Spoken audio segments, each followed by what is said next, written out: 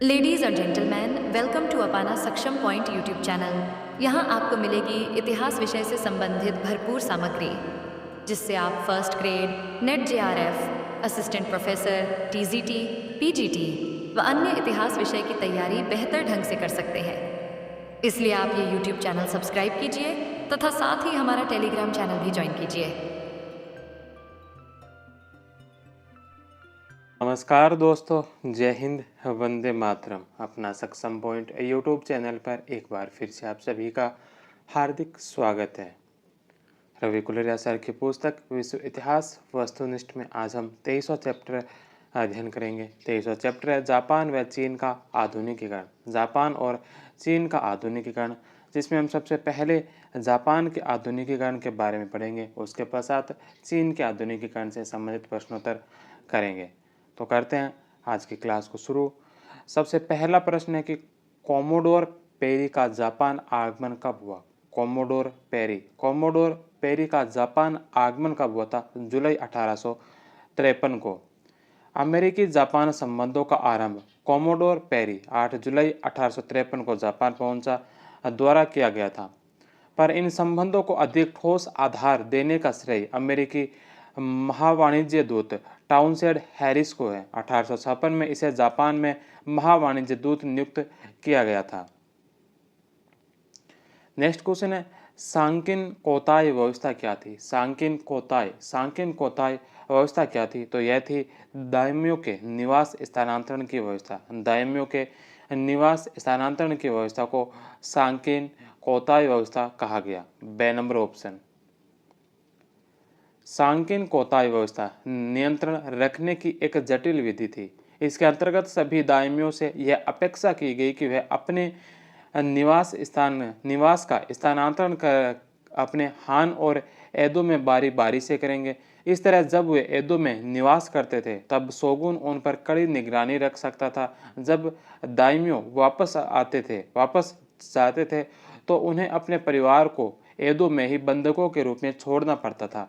इस तरह सांकीन कोता व्यवस्था का उद्देश्य उन पर नियंत्रण रखना ही नहीं था, बल्कि उनके वित्तीय संसाधनों को इतना कम करना था कि वे शक्तिशाली न हो सके। नेक्स्ट क्वेश्चन है, तोकुगावा समाज आधारित है। तोकुगावा समाज किस पर आधारित है? कन्फ्यूशियस वाद पर। 2 नंबर ऑप्शन। तोकुगावा समाज कन्फ्यूशियसवाद पर आधारित था। सभी वर्गों के लिए नैतिक और आचरण संहिता को स्पष्ट करने के लिए यह उस 4 वर्गीय सामाजिक ढांचे का आधार बन गया, जिसमें गुणों, योग्यता के आधार पर समुराय, किसान, कारीगर और व्यापारियों को एक दूसरे के अधीन रखा गया। सबसे ऊपर समुराय थे, जो शासकीय वर्ग, जिसमें शोगुन, दाइम्यो तथा सैनिक थे, का हिस्सा थे। इसके पास स्थानीय प्रतिष्ठा, धन व शक्ति थी। समुराय उच्च, मध्यम और निम्न श्रेणियों में विभाजित थे। उनके नीचे किसान थे, जो जरूरी खाद्य पदार्थ उगाने के कारण ही समाज में दूसरे स्थान के हकदार बन गए, परंतु उनका शोषण हो रहा था। उन्हें अनेक सुविधाओं से वंचित किया गया था। शासकों के लिए किसान केवल कर देने का ही माध्यम थे। वह उनके उत्पादन का अधिशेष सत्ताशीर्ष व्यक्तियों द्वारा हड़प लिया जाता था। उनके बाद का कारीगर आते हैं। इनमें बढ़ई, मिस्त्री, बुनकर, मूर्तिकार तथा दूसरे सामान बनाने वाले कारीगर शामिल थे। इनका भी समाज में सम्मान था। व्यापारी चोनिन समाज में सबसे निम्न थे, क्योंकि कन्फ्यूशियस सिद्धांतों के अनुसार एक व्यापारी दूसरे के श्रम पर जीता था। इन चारों वर्गों को उनके निश्चित कार्य सौंपे गए थे। प्रत्येक के लिए अपनी अपनी आचार संहिता, बुशिदो, समुराय का मार्ग या चोनिदो रास्ता को अपनाना जरूरी था।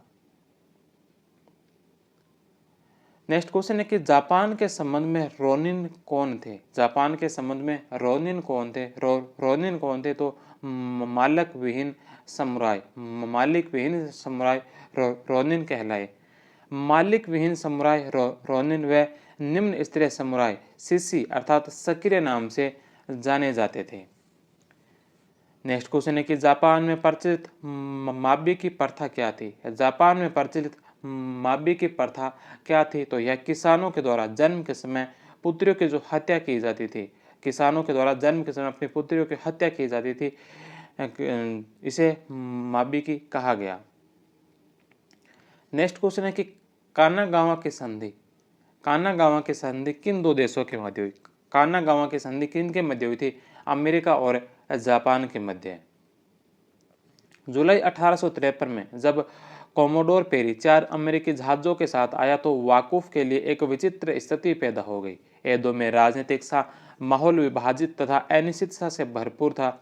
उस समय जापान में विदेश विरोधी भावना प्रबल थी। शोगुन इस स्थिति से निपटने के लिए असमर्थ था। दाइमियों द्वारा यह विचार प्रकट किया गया कि पश्चिमी मांगों को अब नज़रअंदाज करना कठिन था तथा जापान को अलग थलग रखने की नीति साको को अब जारी नहीं रखी जा सकती थी।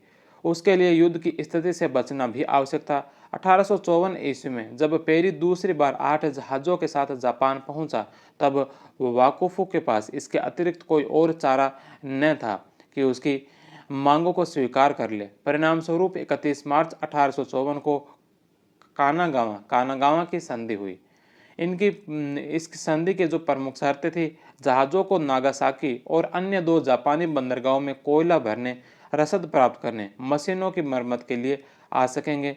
जापान के समुद्र तट पर यदि कोई अमेरिकी जहाज डूब जाए या टूट जाए, उसके नाविकों को जापान में आश्रय प्राप्त करने की अनुमति रहेगी।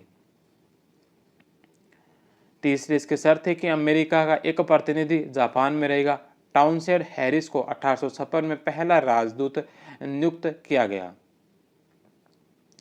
अगला प्रश्न है कि तोकुगावा शासन कब समाप्त हुआ? तोकुगावा शासन कब समाप्त हुआ? 1867 ईस्वी में।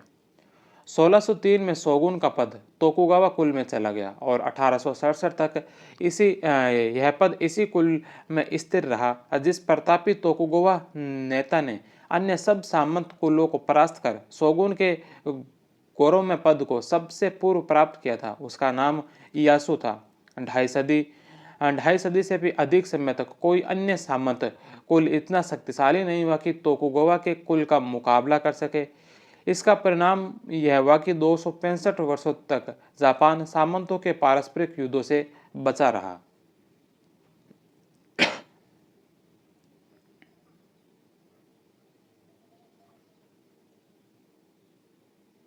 नेक्स्ट क्वेश्चन है कि मेइजी की पुनः स्थापना कब हुई? मेइजी की पुनः स्थापना 1868 में। ए नंबर ऑप्शन। अगला प्रश्न है कि किस नगर को टोक्यो नाम देकर उसे राष्ट्रीय राजधानी बना दिया गया? कौन से नगर को टोक्यो नाम देकर राष्ट्रीय राजधानी बना दिया था? एदो को। से नंबर ऑप्शन। 1868 में आंदोलन के द्वारा शोगुन को जबरदस्ती सत्ता से हटा दिया गया और सम्राट मेइजी को एदो ले जाया गया। एदो को राजधानी बना दिया गया और इसका नया नामकरण हुआ टोक्यो। टोक्यो अर्थात जिसका मतलब था पूर्वी राजधानी। नेक्स्ट क्वेश्चन है कि मेइजी युग में जागीरों का अंत कब हुआ? मेइजी युग में जागीरों का अंत कब हुआ? 1871 ईस्वी में। The number option. 1871 में जागीरों का अंत और राज्यपद अधिकारों की स्थापना के द्वारा देश के राजनीतिक एकीकरण की प्राप्ति ने सामंतवादी प्रणाली का अंत कर दिया। दायमियों के स्थान पर राज्यपालों की नियुक्ति की जाने लगी। 1872 में भूमि की बिक्री से प्रतिबंध हटा दिया गया। अगला प्रश्न है कि आधुनिक जापान में अनिवार्य सैनिक भर्ती कानून कब लागू हुआ? आधुनिक जापान में अनिवार्य सैनिक भर्ती कानून कब आया था? अनिवार्य सैनिक भर्ती कानून कब आया था? 1873 ईस्वी में। The number option. अलग अलग सामाजिक पृष्ठभूमि के बावजूद सभी पुरुषों को 3 वर्षों के लिए सक्रिय सैनिक सेवा करनी पड़ती थी और उसके तुरंत बाद 4 वर्षों तक आरक्षित बल में अपना नाम देना होता था। अनिवार्य सेना भर्ती को रक्त कर के रूप में लिया जाता था। नेक्स्ट क्वेश्चन है कि शिंतो धर्म किस देश से संबंधित था? शिंतो धर्म कौन से देश से संबंधित था? जापान से। The number option.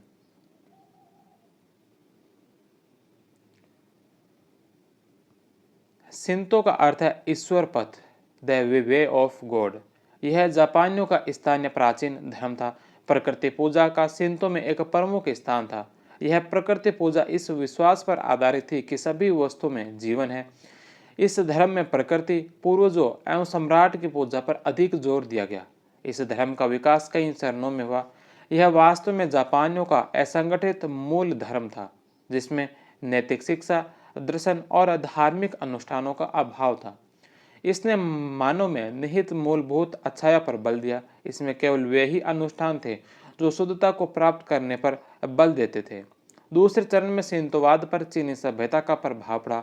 सम्राट की सत्ता की प्रतिष्ठा और शाही परिवार की प्रतिष्ठा के विकास तथा चीनी राजनीतिक सिद्धांतों के ज्ञान के परिणाम स्वरूप विभिन्न वंशीय उपासनाओं के ऊपर सम्राट के वंशजों की देवी अमितेरासु अर्थात सूर्य देवी की प्रधानता मिल गई।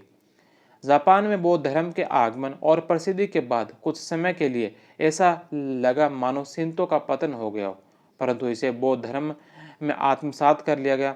इस संदर्भ में इस धारणा को आगे बढ़ाया गया कि शिंतो देवता बौद्ध धर्म का ही हिस्सा थे। शिंतो धर्म ने सम्राट की देवी चरित्र और देशभक्ति पर जोर दिया। धीरे धीरे यह राज्य धर्म बन गया।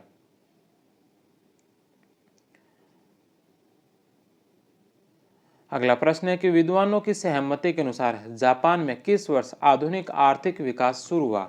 विद्वानों की सहमति के अनुसार जापान में किस वर्ष जो आधुनिक आर्थिक विकास शुरू हुआ था? 1885। आधुनिक आर्थिक विकास 1885 में शुरू हुआ, क्योंकि 1868 से 1885 ईस्वी तक के समय को संक्रमण काल माना जाता है। नेक्स्ट क्वेश्चन है कि आधुनिक जापान में घटित घटनाओं और उनके वर्षों को सुमेलित कीजिए। 4 घटनाएं दे रखी है। पहली, रेलवे लाइन, डाक तार व्यवस्था की शुरुआत, चावल दंगे और टोक्यो विश्वविद्यालय। तो इनमें से पहली रेलवे लाइन कब शुरू की गई थी? पहली रेलवे लाइन 1872 की, डाक तार व्यवस्था 1871 में, चावल दंगे हुए थे 1918 के अंदर, टोक्यो विश्वविद्यालय की स्थापना हुई थी 1877 के अंदर। ABCD चारों जो इसमें सुमेलित है। The number option. Next question है कि जापान में जायबात्सु क्या था? जापान में जायबात्सु क्या था? जायबात्सु क्या था? तो यह था वाणिज्य संस्थान था। 6 नंबर ऑप्शन। जायबात्सु वित्तीय अल्पजनतंत्र, बड़ी व्यापारिक संस्थाएं जिन पर विशिष्ट परिवारों का नियंत्रण था, का प्रभुत्व दूसरे विश्व युद्ध के बाद अर्थव्यवस्था पर बना रहा। इन वाणिज्य संस्था की रुचियां एवं कार्यविधि काफी विस्तृत होते थे। उनका बैंकों पर काफी नियंत्रण था और इस प्रकार पूंजी वितरण भी इन्हीं के कब्जे में था। नेक्स्ट क्वेश्चन है कि सुमेलित कीजिए। सुमेलित करना, यहाँ पर कुछ जापानी शब्दावली दे रखी है, सामने उनका अर्थ दे रखा है। 4 शब्द, मोम्बुसो, तेराकोयो, आय कोकुसा और गेनेरो। तो इन शब्दों का क्या अर्थ है? मोम्बुसो, यह जो जापान के अंदर शिक्षा, विज्ञान और संस्कृति जो मंत्रालय था, इस मंत्रालय को मोम्बुसो कहा गया था। दूसरे नंबर पर तेराकोया जो निजी शिक्षा संस्थाएं, मंदिर, स्कूल या जो बौद्ध मठ होते थे, उन्हें जापान के अंदर तेराकोयो नाम से जाना जाता था। तीसरे नंबर पर आय कोकुसा। आय कोकुसा किसे कहा गया? तो आय कोकुसा देशभक्तों का समाज था। और गेनेरो जो ज्येष्ठ राजनेता को गेनेरो कहा जाता था। तो D, C, B और A, बे नंबर ऑप्शन इसका राइट होगा। मेजी काल का नारा था। मेजी काल का नारा संपन्न देश सशक्त सेना। संपन्न देश सशक्त सेना, ए नंबर ऑप्शन। फुकोकू क्योहेई का मतलब था संपन्न देश सशक्त सेना। इस नारे का, जिसकी उत्पत्ति प्राचीन चीन में हुई थी, जापानी सरकार द्वारा मेजी काल में प्रयोग किया गया। इसका मुख्य उद्देश्य युद्ध संबंधी जापानी उद्योग को बढ़ावा देकर पश्चिमी देशों के मुकाबले में जापान को शक्तिशाली बनाना था। अगला प्रश्न है, इसमें भी सुमेलित करना है। यहाँ पर भी कुछ जापानी शब्दावली दे रखे, सामने कुछ पाठ्य दे रखे। इन पार्टीज को जो जापान के शब्दावली में क्या कहा जाता था? तो यहाँ पर 4 शब्द है। आय कोकू कोतो, रिस सिसा, जियो तो और कायसिन तो। तो सबसे पहले नंबर पर है आय कोकू कोतो। आय कोकू कोतो किसे कहा गया? तो यह देशभक्तों की एक सार्वजनिक सभा थी। रिस सिसा चिंतकों की सभा थी। ज्यूतो उदारवादी दल था और काय सिंतो जो प्रगतिवादी दल था। ए बी सी और डी चारों ही इसमें सुमेलित है। बे नंबर ऑप्शन। इता काकी तायसुके 1181 में जियुतो जो उदारवादी दल था जिसकी स्थापना की गई। तारुई तोकोची व आकामत्सु के द्वारा 1882 के अंदर तोयो साकाइतो या प्राच्यवादी समाजवादी दल था, इसकी स्थापना की गई। ओकुमा सिगेनोबो के द्वारा 1882 में कायसिंतो प्रगतिवादी दल की स्थापना की गई। इनेयू काउरो 1890 के अंदर आयनकेन जियोतो संवैधानिक दल की स्थापना की गई। ओकुमा सिंगेनोबो के द्वारा 1896 में सिंपोतो विकासशील दल की स्थापना की गई। इतो हिरोबुमी के द्वारा 1900 के अंदर रिकेन संयुकाय संवैधानिक सरकार के मित्र नाम से इसकी स्थापना की गई थी। नेक्स्ट क्वेश्चन है कि जापान में प्रथम चुनाव कब हुए? जापान में प्रथम चुनाव 1890 में। मेइजी जापान में नियुक्त प्रथम प्रधानमंत्री कौन थे? मेइजी जापान में नियुक्त प्रथम प्रधानमंत्री कौन थे? तो यह थे इतो। The number option. अगला प्रश्न है कि उग्र राष्ट्रवाद और सैन्यवाद को जापान में किस नाम से जाना जाता था? उग्र राष्ट्रवाद और सैन्यवाद को जापान में जो किस नाम से जाना जाता था, तो इसे कौन से नाम से जाना जाता था? तो इसे जाना जाता था कुराई जानिमा या फिर अंधेरी घाटी। कुराई जानिमा या अंधेरी घाटी। बे नंबर ऑप्शन इसका राइट होगा।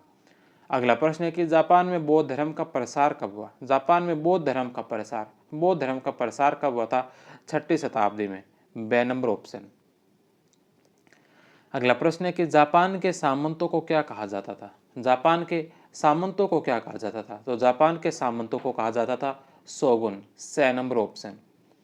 सर्वप्रथम सामंत योरितिमो ने अपना प्रभुत्व स्थापित किया। सम्राट ने उसे शोगुन अर्थात बर्बर विजयी सेनापति की उपाधि या पद प्रदान किया। धीरे धीरे जापान में एक ऐसी व्यवस्था का विकास हुआ जो मध्यकालीन यूरोप के सामंतवाद से मिलती जुलती थी और इसी के समान अपने स्वरूप व आदर्शों में सैन्य प्रधान थी। इस व्यवस्था का वाकूफ नाम तथा इसके अध्यक्ष के शोगुन उपाधि दोनों ही मूलतः सैन्य थी। जापान में इस सैनिक वर्ग की एक नीति संहिता भी थी जिसे बुशिदो कहा जाता था। जापान का पहला सम्राट कौन था जिसने मेइजी की उपाधि धारण की? मेइजी की उपाधि धारण करने वाला जापान का प्रथम सम्राट कौन था? तो मुसुहितो। 6 नंबर ऑप्शन। जापान के इस नए राजा के शासनकाल को मेइजी अर्थात विकासोन्मुख शांति कहा जाता है। मेइजी युग का आरंभ 25 जनवरी 1868 ईस्वी से होता है और इसकी समाप्ति 30 जुलाई 1912 को मुत्सुहितो की मृत्यु के साथ होती है। नेक्स्ट क्वेश्चन है कि किस पश्चिमी ताकत ने जापान से संपर्क का सर्वप्रथम प्रयास किया? कौन सी पश्चिमी ताकत ने जापान से संपर्क का सर्वप्रथम प्रयास किया था? तो यह क्या था? पुर्तगालियों ने। 6 नंबर ऑप्शन। अगला प्रश्न है कि जापान में मेइजी संविधान की घोषणा कब की गई? जापान में मेइजी संविधान की घोषणा कब की गई थी? 11 फरवरी 1889 को। बे नंबर ऑप्शन। जापान का पहला दैनिक समाचार पत्र कौन सा था? दी योकोहामा मेनिची। बे नंबर ऑप्शन। अगला प्रश्न है कि निम्नलिखित में से कौन सा कथन जापान के संबंध में सही नहीं है? कौन सा कथन है जो जापान के संबंध में सही नहीं है? सबसे पहला है कि इसके पास प्राकृतिक संसाधनों की कमी थी, फिर भी इसका द्वितीय विश्व युद्ध में हार के बाद भी आर्थिक विकास के माध्यम से तेजी से उत्थान हुआ। जापान के पास प्राकृतिक संसाधनों की कमी थी, फिर भी इसका द्वितीय विश्व युद्ध में हार के बाद भी आर्थिक विकास के माध्यम से तेजी से उत्थान हुआ। तो पहला ऑप्शन सत्य है। दूसरा कि इसने पश्चिमी पद्धतियों के अनुसार विज्ञान, प्रौद्योगिकी, संवैधानिक राजशाही और सेना को अपनाया। इसने पश्चिमी पद्धतियों के अनुसार जो विज्ञान को, प्रौद्योगिकी को, संवैधानिक राजशाही और सेना को अपनाया। 2 नंबर ऑप्शन भी सत्य है। इसने उदारवाद के पश्चिमी दर्शन को अपनाया था, तो इसने उदारवाद के पश्चिमी दर्शन को नहीं अपनाया था। 6 नंबर ऑप्शन इसका गलत होगा। 2 नंबर है कि इसने एक सामंतिक कृषि समाज को 100 वर्षों की अवधि के भीतर एक औद्योगिक समाज में बदल दिया। इसने एक सामंती कृषि समाज को 100 वर्षों की अवधि के भीतर जो औद्योगिक समाज में बदल दिया था। 2 नंबर ऑप्शन भी इसका सही होगा। तो इसमें कौन सा कथन असत्य है? 6 नंबर। अगला प्रश्न है कि जापान में ग्रेगोरियन कैलेंडर कब अपनाया गया? जापान में ग्रेगोरियन कैलेंडर कब अपनाया गया था? 1 जनवरी 1873 को।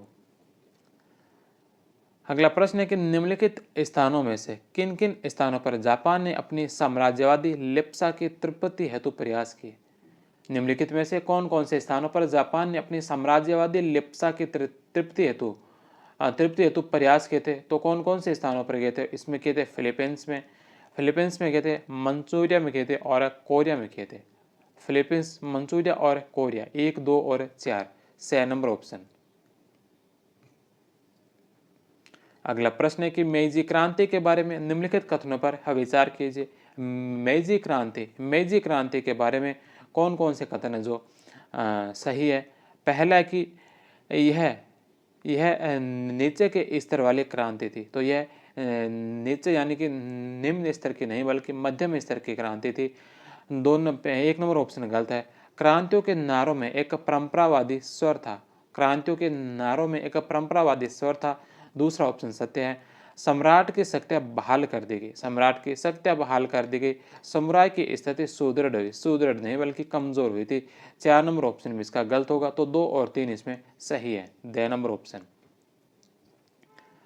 अगला प्रश्न है कि जापान में मेजी स्थापना का कारण क्या था? जापान में मेजी स्थापना का कारण क्या था? राष्ट्रवाद और साम्राज्यवादी खतरा। 2 नंबर ऑप्शन। अगला प्रश्न है कि तोकुगावा जापान की पहली व्यावसायिक राजधानी कौन सी थी? तोकुगावा जापान की पहली व्यावसायिक राजधानी कौन सी थी? एदो। ए नंबर ऑप्शन।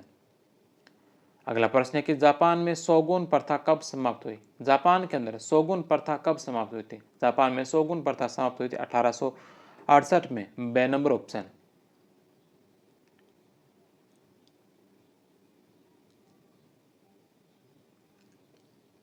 अगला प्रश्न है कि जापान ने 1910 में किस देश पर अधिकार स्थापित कर लिया? 1910 में जापान ने कौन से देश पर अधिकार स्थापित किया था? कोरिया पर। 2 नंबर ऑप्शन। जापान के द्वारा ताइवान पर 1895 में ही अधिकार कर लिया गया था।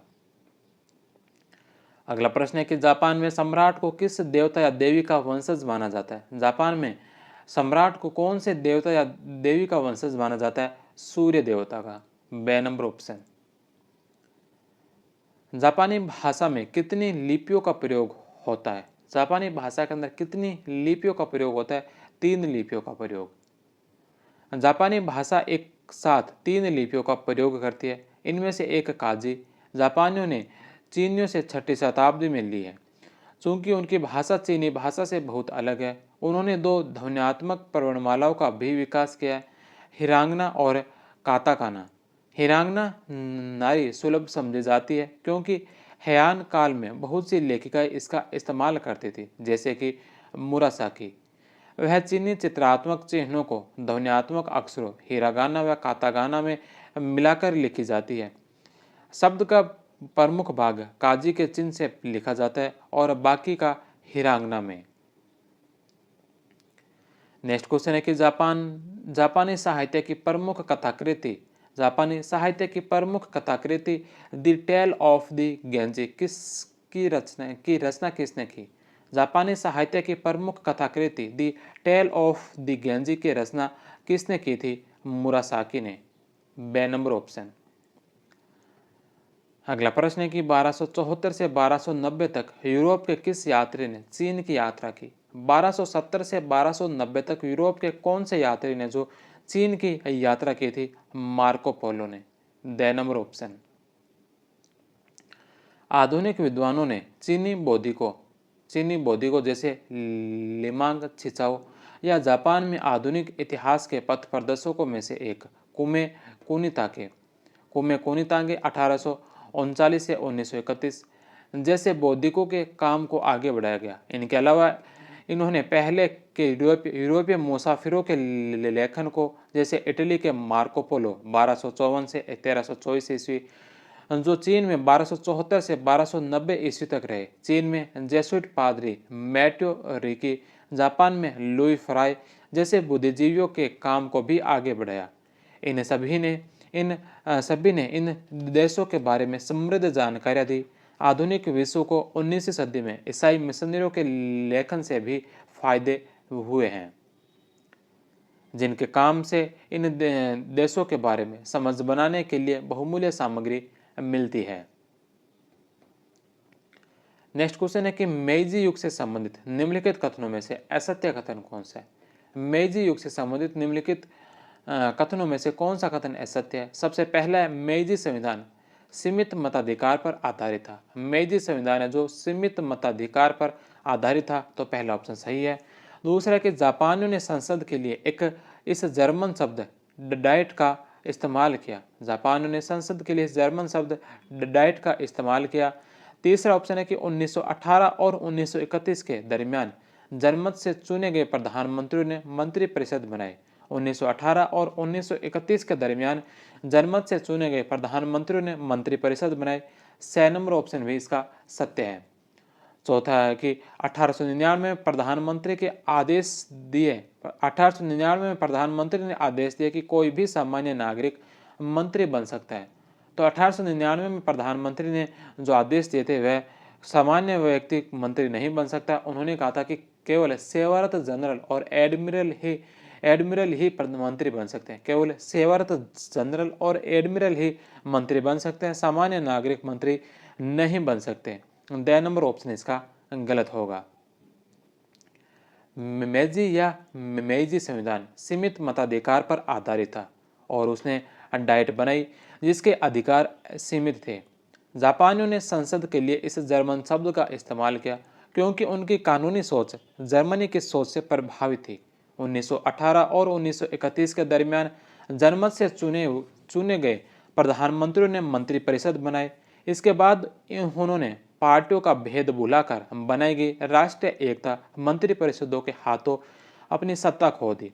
सम्राट सैन्य बलों का कमांडर था और 1890 में ये माना जाने लगा कि थल सेना और नौसेना का नियंत्रण स्वतंत्र है।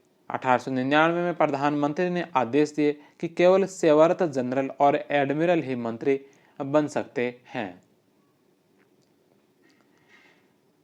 अगला प्रश्न है कि जापान को अपने में से एशिया को निकालकर फेंक देना चाहिए। जापान को अपने में से एशिया को निकालकर फेंक देना चाहिए, यह कथन किसका था? फुकुजावा हियोकुची का। 2 नंबर ऑप्शन। फुकुजावा हियोकुची 1835 से 1901। 1860 में अमेरिका में पहले जापानी दूतावास में अनुवादक के रूप में गए। इससे इन्हें पश्चिम पर किताब लिखने के लिए बहुत कुछ मिला। उन्होंने अपने विचार क्लासिकी नहीं बल्कि बोलने चालने के अंदाज में मिले।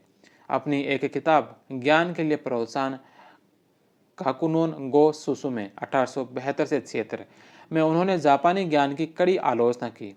जापान के पास प्राकृतिक दृश्यों के अलावा गर्व करने के लिए कुछ भी नहीं है। उन्होंने आधुनिक कारखानों एवं संस्थाओं के अलावा पश्चिम के सांस्कृतिक सारतत्व को भी बढ़ावा दिया, जो कि उनके मुताबिक सभ्यता की आत्मा है। उसके जरिए एक नया नागरिक बनाया जा सकेगा।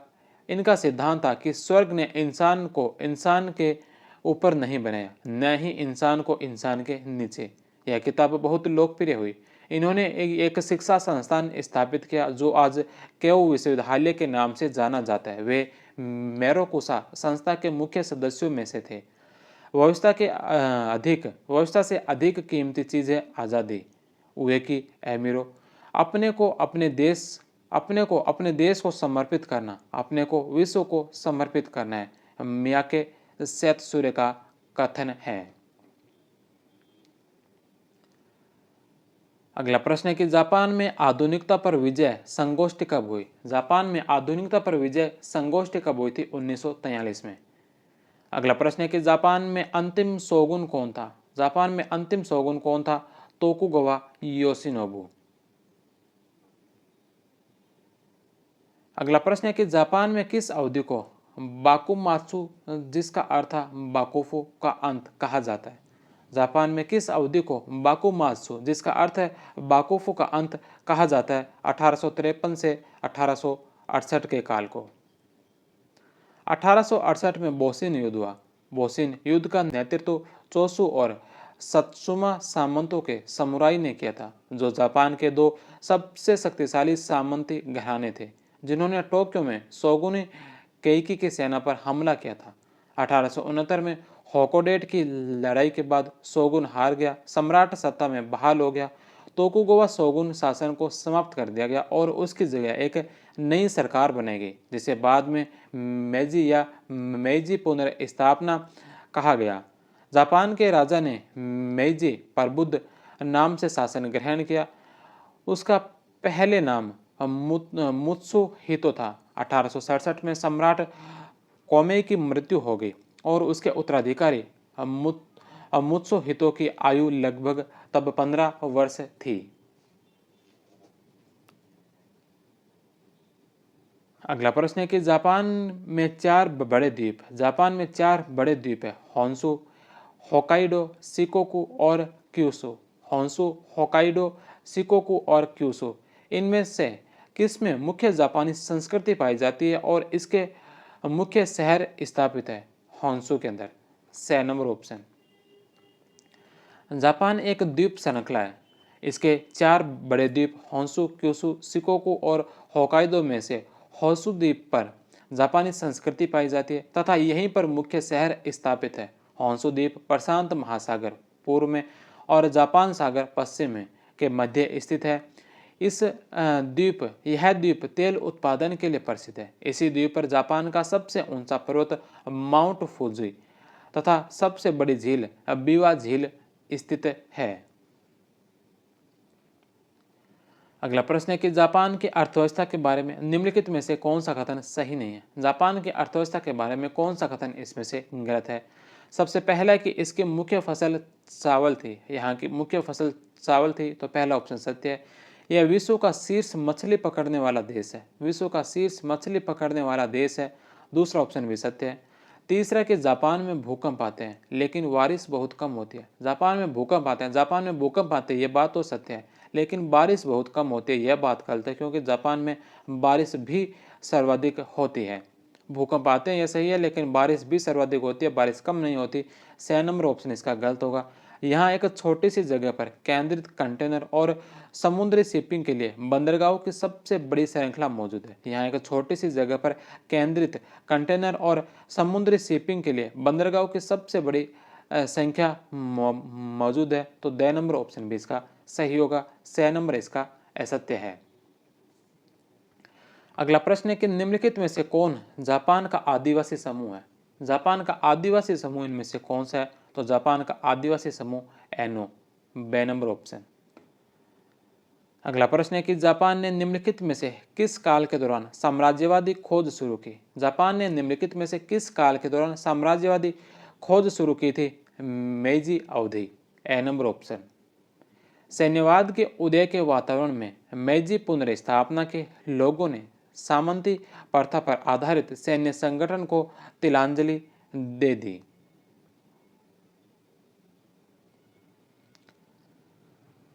अगला प्रश्न है कि निम्नलिखित में से कौन सा जापान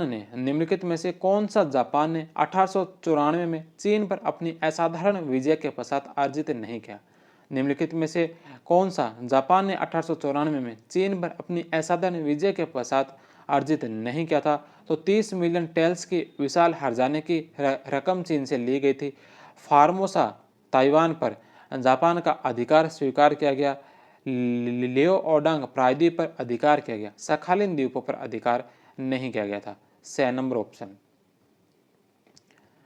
अगला प्रश्न है कि 20वीं शताब्दी में लोकप्रिय होने से पहले इनमें से किस जापानी दार्शनिकों को शिंटो और कन्फ्यूशियसी मान्यताओं के सम्मिश्रण का श्रेय दिया जाता था? कौन से दार्शनिकों को जो शिंटो और कन्फ्यूशियसी मान्यताओं के सम्मिश्रण का श्रेय दिया जाता था हयाशी राजान को। अगला प्रश्न है कि मेइजी काल में जापान ने किन दो देशों कंपनियों के विरुद्ध युद्ध में विजय प्राप्त की? मेइजी काल में जापान ने किन दो देशों या कंपनियों के विरुद्ध युद्ध में विजय प्राप्त की थी? चीन तथा रूस ने। 6 नंबर ऑप्शन।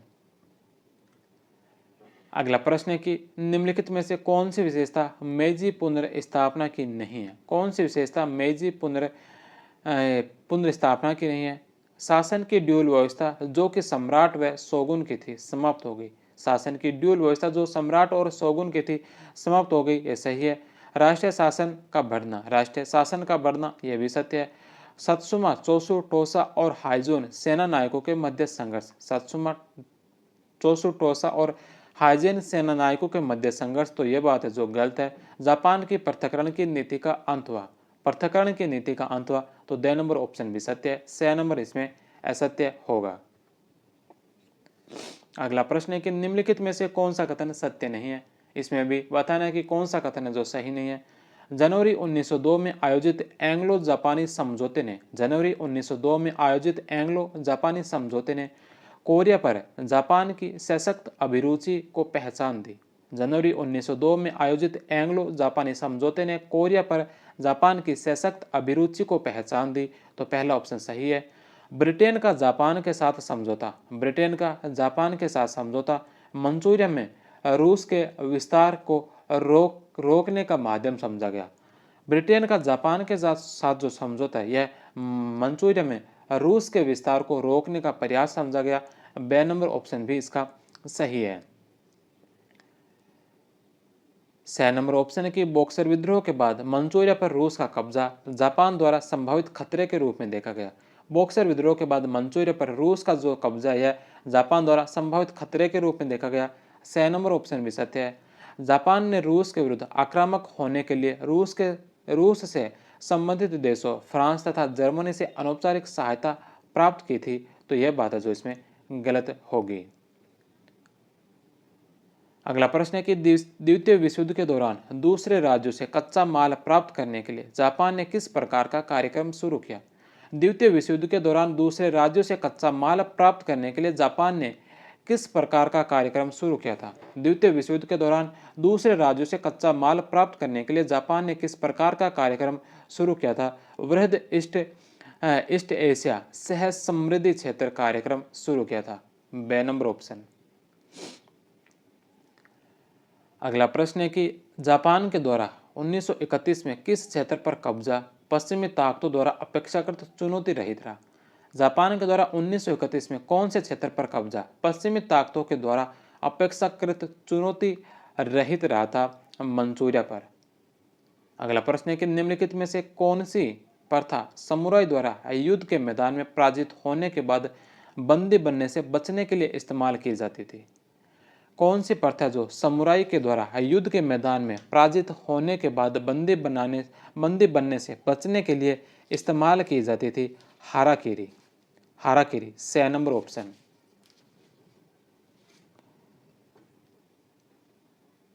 तो ये थे जापान के आधुनिकीकरण से संबंधित 57 क्वेश्चन। अब हम चीन के आधुनिकीकरण से संबंधित कुछ प्रश्नोत्तर करने वाले हैं। चीन का आधुनिकीकरण। पहला प्रश्न है कि चीन के सभी बंदरगाह यूरोपीय शक्तियों के लिए कब खोल दिए गए? चीन के सभी बंदरगाह यूरोपीय शक्तियों के लिए कब खोल दिए गए थे? चीन के सभी बंदरगाह यूरोपीय शक्तियों के लिए 1685 में खोल दिए गए थे। 2 नंबर ऑप्शन। 1685 ईस्वी में सम्राट कांग हुसी ने एक घोषणा के द्वारा यूरोपियन लोगों को चीन के तटवर्ती बंदरगाहों में व्यापार करने की अनुमति प्रदान की, किंतु इन व्यापारियों ने इस सुविधा का दुरुपयोग किया। वे चीन के आंतरिक मामलों में हस्तक्षेप करने लगे। ईसाई मिशनरी बहुतायत में चीन पहुंचने लगे तथा वहां की जनता को अनेक प्रलोभनों में फंसाकर बलपूर्वक उनका धर्म परिवर्तित करने लगे। उनके इस रवैये से चीनी प्रशासनिक स्वाभाविक रूप से क्षुब्ध हो गया। अतः उन्होंने 1724 में एक आदेश जारी कर ईसाई मिशनरियों को देश से निष्कासित कर दिया। विदेशों से आने वाले व्यापारियों का व्यवहार भी आपत्तिजनक पाकर 1757 ईस्वी में सम्राट चियन तुंग ने विदेशी व्यापारियों को केवल कैंटन के बंदरगाह में ही व्यापार करने की छूट दी। अन्य किसी भी बंदरगाह में उनके जाने पर रोक लगा दी गई। अगला प्रश्न है कि निम्नलिखित में से चीन में अफीम तस्करी के कार्यों का मुख्य केंद्र था। चीन में अफीम तस्करी के कार्यों का मुख्य केंद्र कौन सा था? लिंगतिंग, ए नंबर ऑप्शन। अगला प्रश्न है कि कौन सी संधि चीन को पश्चिमी साम्राज्यवाद का शिकार करने की प्रक्रिया का प्रारंभ था? कौन सी संधि चीन को पश्चिमी साम्राज्यवाद का शिकार बनाने की प्रक्रिया का प्रारंभ था? नानकिंग की संधि, द नंबर ऑप्शन। प्रथम अफीम युद्ध के बाद असमान संधि प्रणाली के अंतर्गत उसे 5 वर्ष में 5 विदेशी शक्तियों के साथ विभिन्न संधियों पर हस्ताक्षर करने पड़े। ये देश थे इंग्लैंड, संयुक्त राज्य अमेरिका, बेल्जियम, नॉर्वे और स्वीडन।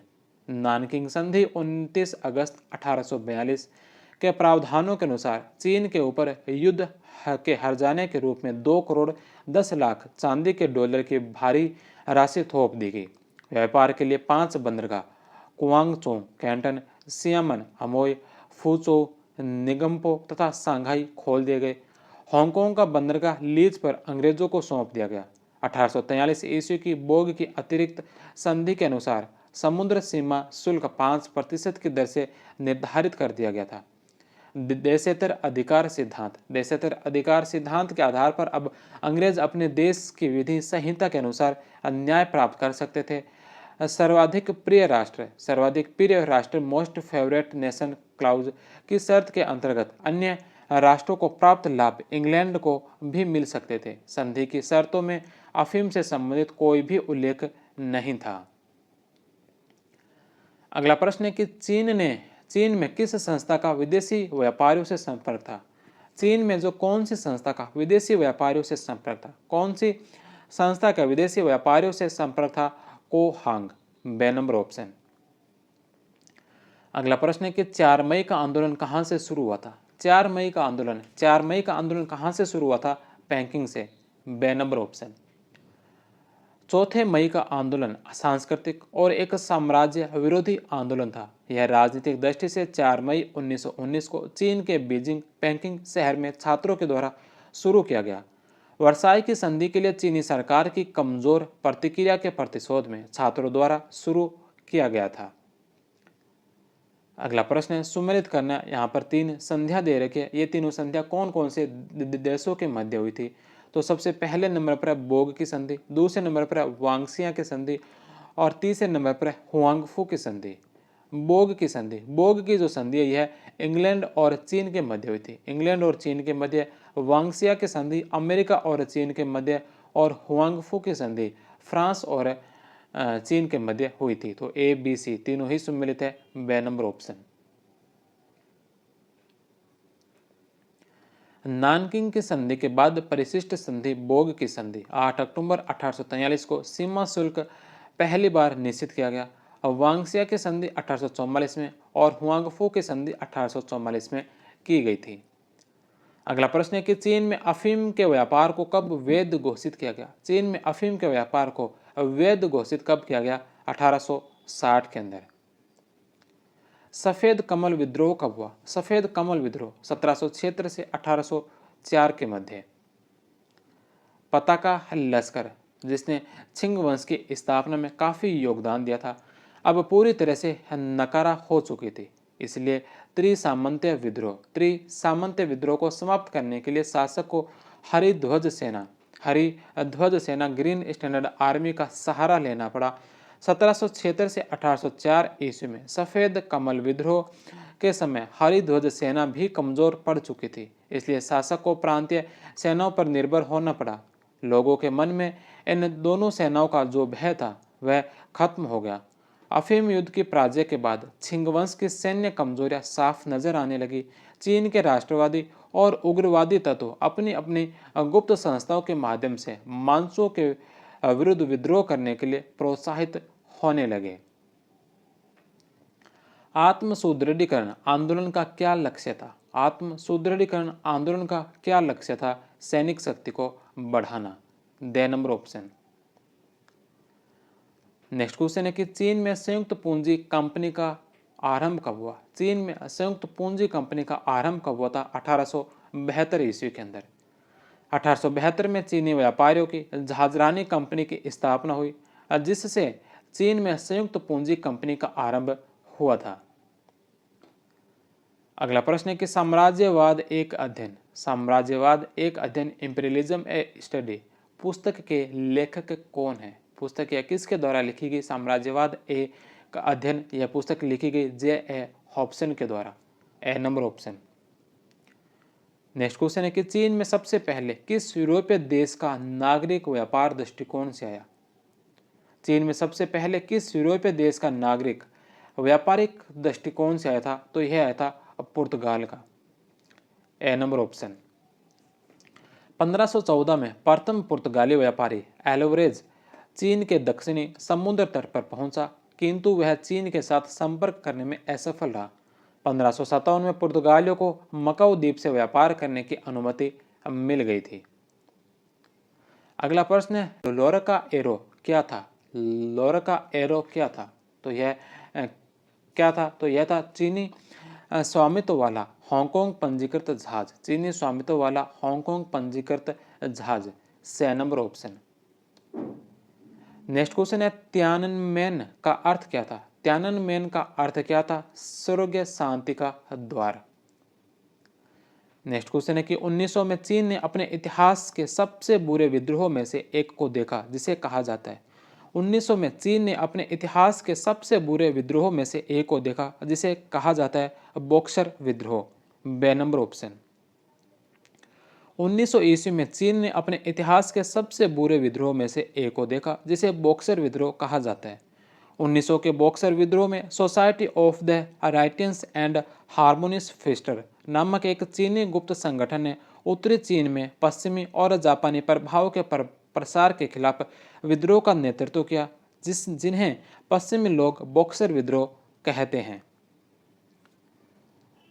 अगला प्रश्न है कि ताइपिंग विद्रोह के नेता थे, ताइपिंग विद्रोह के नेता कौन थे?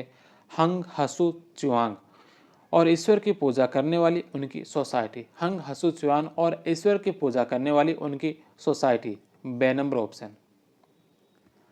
ताइपिंग विद्रोह का नेता होंग जिक्वांग, हंग हसू चुहान और ईश्वर की पूजा करने वाली उनकी सोसाइटी सांग ती हुई थी। अफीम युद्ध के बाद ताइपिंग विद्रोह हुआ।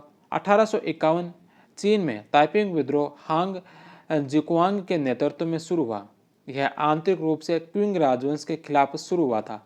इसमें हजारों मजदूरों ने औद्योगिक साम्राज्य की स्थापना के लिए युद्ध किया। चीन में उपस्थित ब्रिटिश एवं फ्रांसीसी सेनाओं ने ताइपिंग विद्रोह के दमन के लिए क्विंग राजवंश की सहायता की। क्विंग्स हिंग राजवंश ने ब्रिटिश, अमेरिकी, रूसी एवं फ्रांसीसी सैनिकों की सहायता से 19 जुलाई 1864 को ताइपिंग विद्रोह का दमन कर दिया।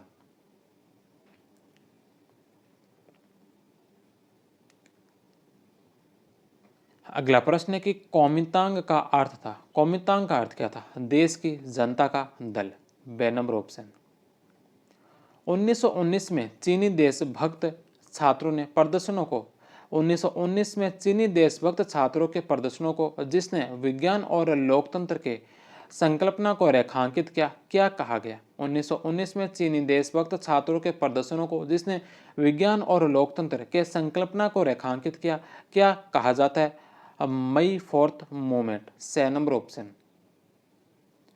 उद्यानिकी विशेषज्ञ जो चीन से तस्करी करके चाय के बीज लाया और भारत में चाय बागवानी को संभव बनाया। औद्योगिकी विशेषज्ञ जो चीन से तस्करी करके चाय के बीज लाया और भारत में चाय बागवानी को संभव बनाया, कौन था? रॉबर्ट फॉर्च्यून, से नंबर ऑप्शन। अगला प्रश्न है कि यूरोपीय देशों ने चीन को आपस में बांट लिया था। यूरोपीय देशों ने चीन को आपस में बांट लिया था, इसके अनुसार गलत कथन को चुनिए।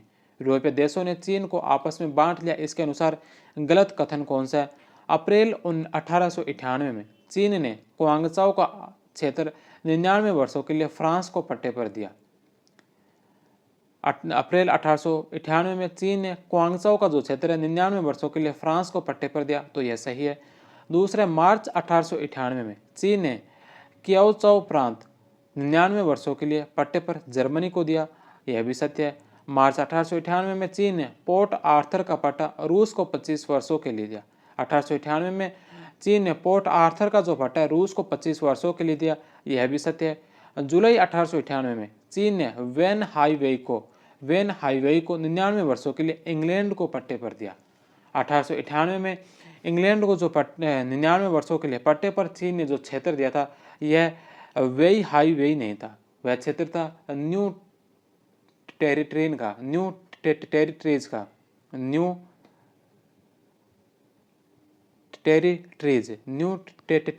जो क्षेत्र है, यह 1898 में चीन ने जो 99 वर्षों के लिए इंग्लैंड को दिया था। तो द नंबर ऑप्शन इसका गलत होगा।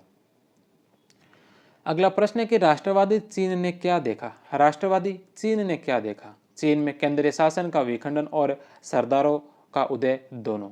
The number option. चीन में केंद्रीय शासन का विखंडन देखा और सरदारों का उदय भी देखा। तो ए यानी कि द दोनों ही ऑप्शन इसके सही होंगे।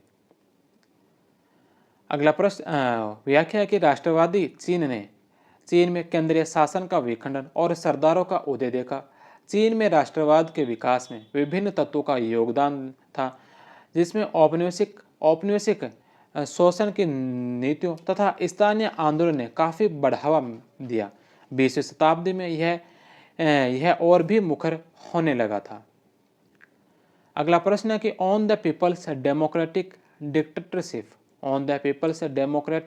डिक्टेटरशिप नामक पुस्तिका किसके द्वारा लिखी गई। यह पुस्तिका किसके द्वारा लिखी गई थी। अब माओ से तुंग के द्वारा। बे नंबर ऑप्शन। अगला प्रश्न है कि चीन में वारलोड युग था। चीन में वारलोड युग कौन सा था। 1916 से 28 के मध्य का वारलोड युग 1916 से 28 का समय और वारलोड एरा के नाम से जाना जाता है। यह पूर्ण अर्थव्यवस्था का दौर था। अनेक जनरल विभिन्न प्रांतों पर कब्जा जमा चुके थे। नेक्स्ट क्वेश्चन है कि चीन में कम्युनिस्ट पार्टी के उदारवादी नेता हु याओबैंग के मौत के खिलाफ तियानमेन चौक पर प्रदर्शन कर रहे छात्रों पर 4 जून 1989 को सैन्य कार्रवाई की गई। चीन में कम्युनिस्ट पार्टी के उदारवादी नेता हु याओबैंग की मौत के खिलाफ तियानमेन चौक पर प्रदर्शन कर रहे छात्रों पर 4 जून 1989 को सैन्य कार्रवाई की गई। सैकड़ों की संख्या में छात्रों पर टैंक चढ़ा दिए गए। तियानमेन चौक किस शहर में स्थित है। बीजिंग में। बे नंबर ऑप्शन। ताइपिंग आंदोलन कहाँ प्रारंभ हुआ था। ताइपिंग आंदोलन कहाँ प्रारंभ हुआ था। वांगटंग प्रांत, चीन का एक दूरस्थ दक्षिणी पश्चिमी कोना। The number option. Next question है कि ताइपिंग के बारे में निम्नलिखित में से क्या सही है। ताइपिंग के बारे में कौन सा कथन है जो सत्य है। पहला कि वह नानकिंग को वापस लेने के लिए अभिलाषी थे क्योंकि नानकिंग की 1842 की संधि चीन के अपमान का प्रतीक थी। तो पहला ऑप्शन सत्य है। वह कन्फ्यूशियस और ईसाई सिद्धांतों से प्रभावित थे। दूसरा ऑप्शन भी सत्य है। वह द ट्राइड जैसे गुप्त समाज से जुड़े हुए थे। 6 नंबर ऑप्शन भी सत्य है। उपयुक्त सभी। The number option. Taiping Nanking को वापस लेना चाहते थे क्योंकि नानकिंग की 1842 की संधि चीन के अपमान का प्रतीक थी। वह कन्फ्यूशियस के विचारों और ईसाई सिद्धांतों से प्रभावित थे और द ट्राइड जैसे गुप्त सभाओं से जुड़े हुए थे। वे धर्मांधता के विरोधी थे और वे पुरुष स्त्री समानता के समर्थक थे। अगला प्रश्न है कि अष्ट राष्ट्र गठबंधन 8 राष्ट्रों का गठबंधन 1900 के ग्रीष्मकाल में बॉक्सर विद्रोह को दबाने के लिए स्थापित एक अंतर्राष्ट्रीय सैन्य गठबंधन में निम्नलिखित में से कौन कौन से सम्मिलित थे। अष्ट राष्ट्र गठबंधन 1900 के ग्रीष्मकाल में बॉक्सर विद्रोह को दबाने के लिए स्थापित एक अंतर्राष्ट्रीय सैन्य गठबंधन था। इसके अंदर कौन कौन से जो सम्मिलित थे। तो इसमें जापान सम्मिलित था, रूस था, ब्रिटेन था, फ्रांस था, संयुक्त राज्य अमेरिका था, जर्मनी था, इटली था, ऑस्ट्रिया हंगरी साम्राज्य था। तो जापान, रूस, Britain, France, America, Germany, Italy और ऑस्ट्रिया हंगरी। बे नंबर ऑप्शन।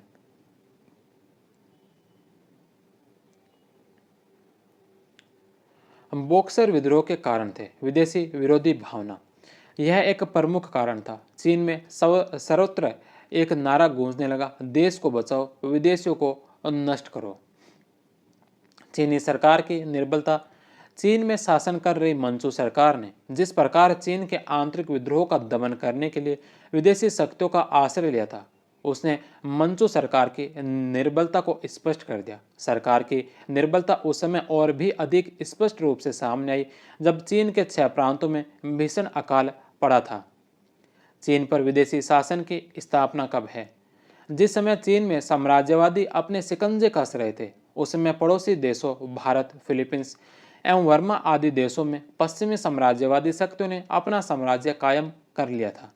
यूरोपीय पूंजीपति वर्ग के प्रति घृणा, धार्मिक कारण, ईसाई धर्म प्रचारकों व पादरियों के कारण चीनियों को ईसाई धर्म के बढ़ते प्रभुत्व का खतरा महसूस हुआ। अगला प्रश्न है कि ओपियम युद्धों से पहले चीन था। ओपियम युद्धों से पहले चीन क्या था? एक बंद अर्थव्यवस्था था और इसकी धारणा दुनिया का केंद्र दोनों। एक बंद अर्थव्यवस्था था और इसकी धारणा में दुनिया का केंद्र। ए व ब यानी कि द नंबर, ए और ब दोनों। ओपियम यानी अफीम युद्ध 19वीं सदी में मुख्यतः ब्रिटेन और चीन के मध्य हुआ। यह 2 चरणों में 1839 से 42 और 1856 से 60 तक हुआ। इस युद्ध से पहले चीन एक बंद अर्थव्यवस्था थी और इसकी धारणा थी कि चीन ही दुनिया के केंद्र में है। आंग्ल चीनी अफीम युद्ध में चीन की पराजय के बाद चीन की अभेद्यता का मिथक टूट गया और ईसाई धर्म प्रचारकों को वहां संरक्षण मिला। अगला प्रश्न है कि चीन में वित्त साम्राज्य की शुरुआत कब से मानी जाती है? चीन में वित्त साम्राज्य की शुरुआत कब से मानी जाती है? 1895 में। ए नंबर ऑप्शन। ताइपिंग विद्रोह का क्या लक्ष्य था? ताइपिंग विद्रोह का क्या लक्ष्य था? ताइपिंग विद्रोह का लक्ष्य क्या था? मांचू राजवंश का खात्मा कर चीन के प्राचीन प्रतिष्ठा स्थापित करना। मांचू राजवंश का खात्मा करके चीन के प्राचीन प्रतिष्ठा जो स्थापित करना ताइपिंग विद्रोह का मुख्य लक्ष्य था। अगला प्रश्न है कि किस एक देश को एशिया का रोगी कहा जाता है? एशिया का रोगी किसे कहा जाता है? चीन को। अगला प्रश्न है कि किस देश ने चीन में मुक्त द्वार नीति को प्रारंभ किया? कौन से देश ने चीन में मुक्त द्वार नीति प्रारंभ किया था? तो यह क्या था? अमेरिका के द्वारा। बे नंबर ऑप्शन। अगला प्रश्न है कि चीन या जापान युद्ध का परिणाम क्या था? चीन जापान युद्ध का परिणाम क्या था? कोरिया के नियंत्रण के लिए चीन और जापान के बीच संघर्ष। कोरिया के नियंत्रण के लिए जो चीन और जापान के बीच संघर्ष। से नंबर ऑप्शन।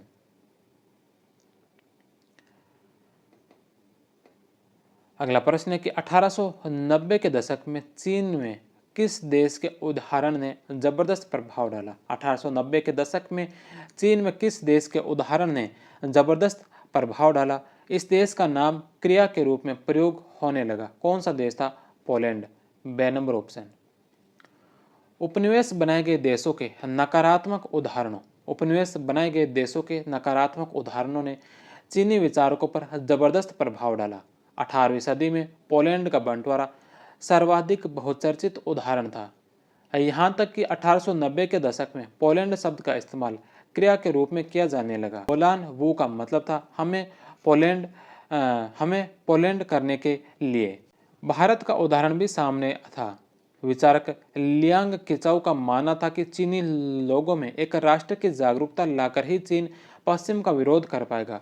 1903 में उन्होंने लिखा कि भारत एक ऐसा देश है जो किसी और देश नहीं बल्कि एक कंपनी के हाथों बर्बाद हो गया, ईस्ट इंडिया कंपनी के। अगला प्रश्न है कि चीन में लोकप्रिय पत्रिका लाइफ वीकली के संपादक कौन थे? चीन की लोकप्रिय पत्रिका लाइफ वीकली के संपादक कौन थे? साओ तोआफेन। बे नंबर ऑप्शन। अगला प्रश्न है कि निम्नलिखित में से कौन सा उपन्यास लाओ से द्वारा रचित है? कौन सा उपन्यास है जो लाओ से के द्वारा 1936 में रचित है? रिक्शा। बे नंबर ऑप्शन। अगला प्रश्न और इस चैप्टर का अंतिम प्रश्न है कि आधुनिक चीन के संस्थापक सन्यात सेन के अनुसार 4 बड़ी जरूरतों में से कौन सी शामिल नहीं थी? आधुनिक चीन के संस्थापक सन्यात सेन के अनुसार 4 बड़ी जरूरतें कौन सी थी? कपड़ा था, खाना था, घर था और परिवहन था।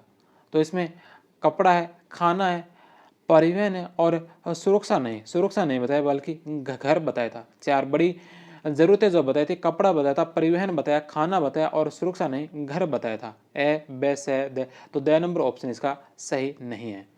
सन्यात सेन के विचार कुओमिंगतांग के राजनीतिक दर्शन का आधार बने। उन्होंने कपड़ा, खाना, घर और परिवहन इन 4 बड़ी जरूरतों को रेखांकित किया था। तो ये थे इन जापान और चीन के आधुनिकीकरण से संबंधित लगभग 95 को 94 क्वेश्चन।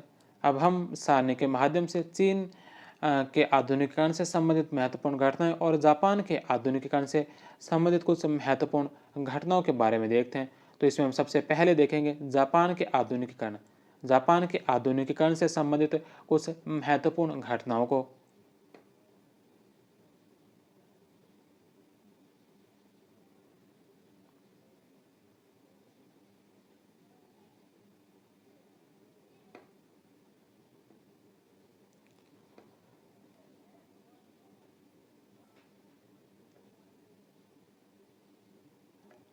1603 में तोकुगावा लियासु द्वारा इंडो शोगुनेट की स्थापना की गई। 8 जुलाई 1853 को कामाडोर पेरी का आगमन हुआ। 31 मार्च 1854 को कानागावा संधि हुई अमेरिका और जापान के मध्य। 1856 के अंदर अमेरिका महावाणिज्य दूत टाउनसेंड हैरिस की नियुक्ति की गई। 29 जुलाई 1856 को मित्रता और व्यापार हैरिस की संधि अमेरिका व जापान के मध्य। 1867 ईस्वी में तोकुगावा शासन समाप्त हुआ। 1868 में मेजी शासन की पुनः स्थापना हुई और 1868 में शोगुन प्रथा समाप्त हुई। इसके पश्चात 1871 में डाक तार व्यवस्था की शुरुआत हुई। 1871 में ही जागीरों का अंत हुआ। 1871 में ही सामंत प्रथा की समाप्ति हुई। 1871 में ही अनिवार्य शिक्षा व्यवस्था लागू हुई।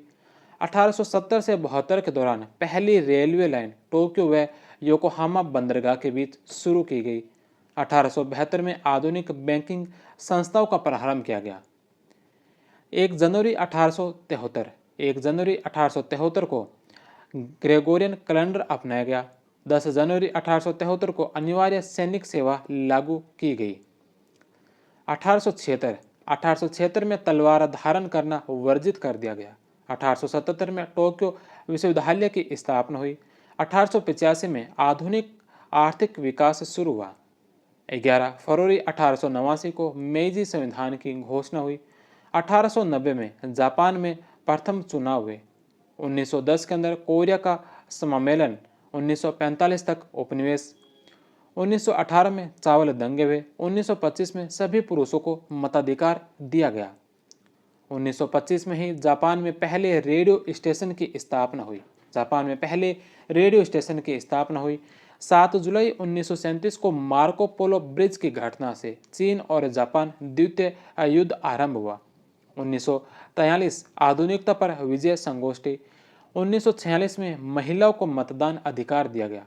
पुरुषों को मतदान अधिकार 1925 में दिए थे, महिलाओं को मतदान अधिकार 1946 के अंदर दिए गए।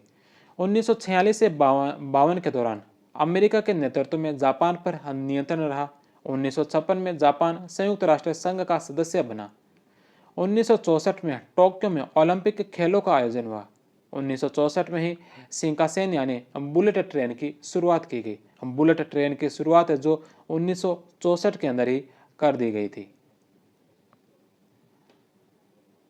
इसके पश्चात अगला है चीन के आधुनिकीकरण से संबंधित महत्वपूर्ण घटनाएं। चीन के आधुनिकीकरण से संबंधित महत्वपूर्ण घटनाएं जिनमें सबसे पहले 1557 में पुर्तगाल की मकाऊ द्वीप से व्यापार की अनुमति मिली। 1776 से 1804 के तहत सफ़ेद कमल विद्रोह हुआ। 1839 से 42 के तहत प्रथम अफीम युद्ध हुआ। 29 अगस्त 1842 को नानकिंग की संधि की गई। 8 अक्टूबर 1843 को बोग की संधि हुई ब्रिटेन व चीन के मध्य। 1844 को वांगस्या की संधि हुई अमेरिका व चीन के मध्य। 1844 में हुआगफू की संधि हुई चीन और फ्रांस के मध्य। 1851 में ताइपिंग विद्रोह शुरू हुआ। 1856 से 60 द्वितीय अफीम युद्ध हुआ। 1858 के दौरान ट्रिनिटी की संधि हुई। 1860 में पीकिंग कन्वेंशन हुआ। 1860 में अफीम का व्यापार वैध घोषित किया गया। 1871 में चीन में तार व्यवस्था की शुरुआत हुई। 1872 के अंदर चीन में संयुक्त पूंजी कंपनी आरंभ की गई।